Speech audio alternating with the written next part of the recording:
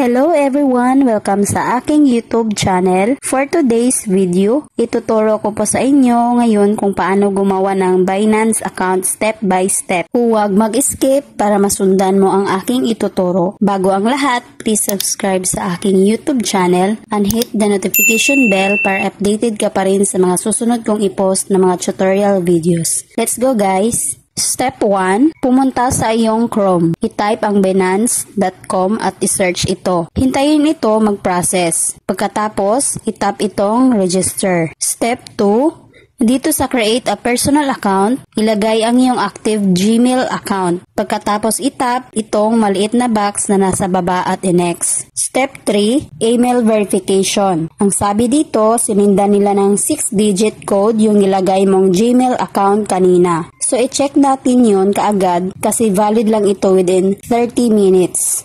Kung hindi mo naman natanggap ang code, itap lang itong didn't receive the code na nasa baba. Pero kung dumating naman ito, ilagay mo na dito. Pagkatapos malagay ang code, itap ang submit. Step 4, set a password. Ang sabi dito, kailangang 8 characters, at least 1 numbers and uppercase letter. Uppercase means capital or big. For example, Pretty25 or Pretty at 25. Pagkatapos makagawa ng password, itap lang itong next. Step 5, set up your account. Maglagay tayo ng referral ID dito. Kung wala kayong mahanap na referral ID, ito po ang gamitin nyo. 812-437-973. Pagkatapos, itap itong nasa gilid at i-next. Step 6, stay logged in. Itap lang kaagad itong yes, it means nakalagin ka pa rin dito sa device or sa link na to. Step 7, so dito, need natin mag-verify ng identity. Makikita natin dito na merong dalawang option kung saan ka mag-verify. Sa apps ba na Binance or dito pa rin sa Chrome. Ang pipiliin ko dito, itong continue on browser. Mas madali dito guys at hindi ka mahihirapan. So itap ko lang itong continue to browser. Step 8, dito sa residency, automatic na nakalagay na ang Philippines. So, itap ka agad itong continue na nasa baba. Step 9, full name ilagay natin dito. Una, pangalan mo. Pangalawa, middle name mo at panghuli yung apelyido mo. Pagkatapos mong mag-fill up, itap lang itong continue na nasa baba. Step 10, ano daw yung nationality natin? So, syempre, Philippines. Itap lang itong arrow na pababa at piliin itong Philippines. Kung hindi naman kayo taga-Pilipinas, hanapin nyo lang dito kung saang country kayo. Pagkatapos, itap ang continue. Step 11, your date of birth. Una, yung day nyo.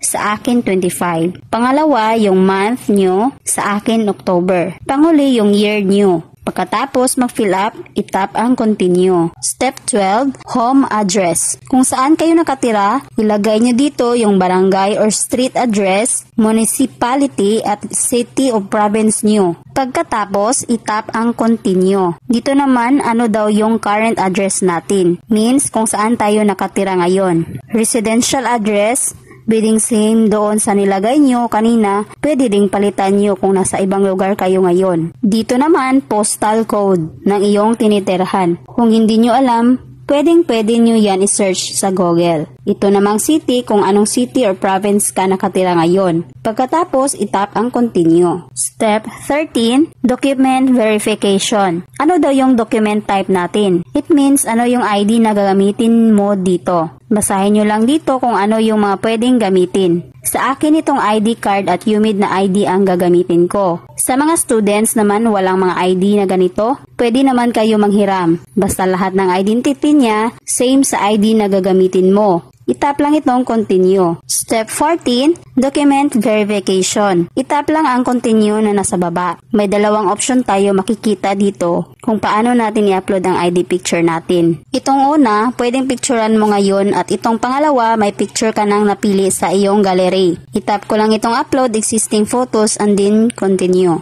So dito i-upload natin ang ID natin, front and back. Yung una mong i-attach dito ay yung front ng ID mo. So, itap natin itong upload ulit at itap ang picture na napili mo na at itap ang done na nasa taas. So, dito, sabi niya dapat clear ang picture. Kung clear guys, pwede mo nang i-continue yan. Ganon lang din gawin nyo sa pag-upload ng pic dito sa back ID guys. Step 15, kapag tapos nyo na-upload yung dalawang picture, pwede nyo nang i-continue yan. Dito guys, merong face verification. Doon sa mga nanghiram ng ID, kung kasama nyo yung taong na hinihiraman mo, siya yung ipa-face verification mo. So, itap lang itong I'm ready. Itap lang itong allow. Ipakita ang mukha at sundan lang ang sasabihin dito kung ano yung dapat gawin. So, liveness check complete. Ayan, under review na guys. Mag-message na lang daw sila sa Gmail natin kung verified na ba ang account natin sa Binance. Mga ilang minutes lang yan guys. So, ayan guys, successful ang ating paggawa ng account. Meron na tayong Binance account ngayon. Ganun lang po kadali gumawa ng Binance account. So, dito na lang guys. Sana nakatulong ako sa inyo. God bless you everyone.